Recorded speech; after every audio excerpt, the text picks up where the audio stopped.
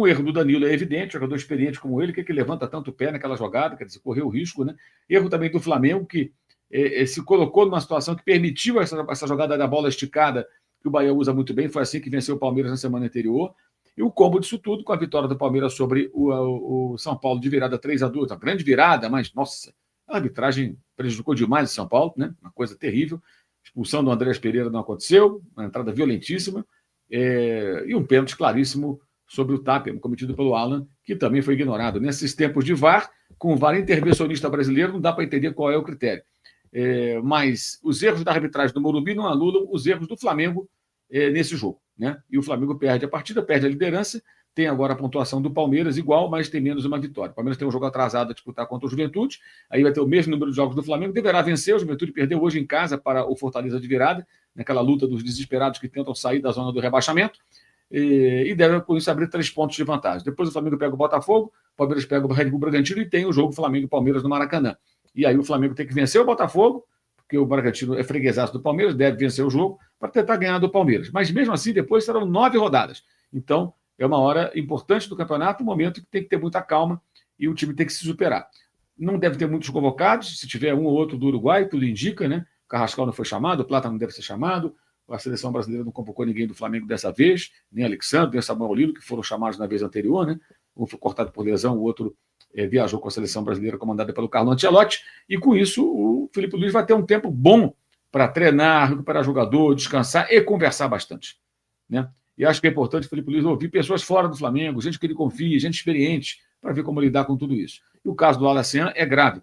Eu sempre defendi e defendo o direito do Alacian de ser um jogador dentro de campo de personalidade, que não é obrigado a baixar a cabeça para jogadores adversários mais rodados, mais experientes, que tentam, de certa forma, intimidá-lo. Porque o jogo de futebol, gente, não é só a prancheta da tática. O jogo de futebol tem um lado também da pressão psicológica, da intimidação. O adversário vai para cima do outro, e ele é um jogador meio abusado, né, dentro de campo, na forma de jogar também, e eventualmente alguns caras mais experientes chegam lá dando uma dura nele, ele reage. Isso eu acho perfeito, ele não tem que baixar a cabeça para ninguém. Não é porque o cara jogou na seleção, jogou na Premier League, jogou não sei aonde e tal, que você vai afinar. Não tem que afinar, tem que encarar. Agora, isso é uma situação. Agora, reclamar do quarto árbitro de forma assintosa e insistente, até tomar um cartão. Porra, peraí, o time está jogando com 10, meu amigo. O que você está reclamando? O que ele ganhou ali? Só o cartão. Aí ele vai fazer ele faz um desarme, depois ele perde a bola, vai na disputa e põe o cotovelo na altura do rosto do Gilberto. Correto, o cartão amarelo é expulsão. Agora, onde entra aí o Felipe Luiz, na minha opinião? O técnico não percebe como é que esse menino não está preparado psicologicamente para esse tipo de jogo. Porque depois outro jogador, hoje inclusive o Juninho estava no banco, se ele queria um atacante, por que não o Juninho? Que estava aí há 2 meses aproximadamente sem ser sequer relacionado para as partidas, do máximo é relacionado para o jogo e não vai nem para o banco. Hoje ele estava no banco. Então, por que ele buscou outra alternativa? Será que o Felipe Luiz não percebe que, por mais que ele goste do garoto, trabalhou com ele na base, que o menino não está pronto, que o menino ainda é sujeito a chuvas e trovoadas? Ele tinha no banco hoje Matheus Cunha, Varela, Cleiton, que estava em campo, Vinha, Everton Araújo, ele poderia ter colocado, se quisesse reforçar o meio campo ali, soltar mais os atacantes, já 3 atacantes naquele momento. Tinha o Plata, tinha o Bruno Henrique e tinha o Luiz Araújo.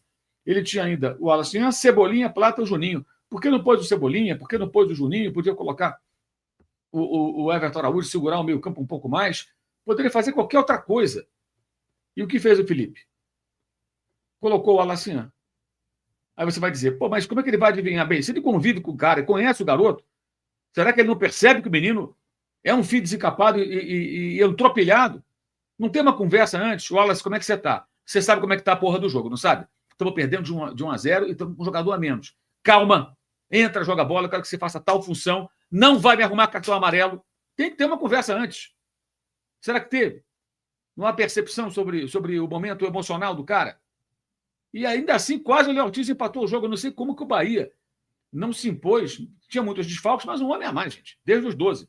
E faltando 12 para acabar, fora acréscimos, 2 homens a mais. Como que o Bahia não apertou para fazer um segundo gol? Ficou dependendo de um contra-ataque, que até fez o gol. Na hora eu falei, está impedido, eu percebi claramente que o Michel Araújo estava à frente pela linha do impedimento, antes mesmo do VAR. Eu assisti no jogo pela TV, falei, está impedido. Não deu outra, estava claro o impedimento, foi fácil. Foi até rápido o VAR, porque foi um impedimento muito evidente.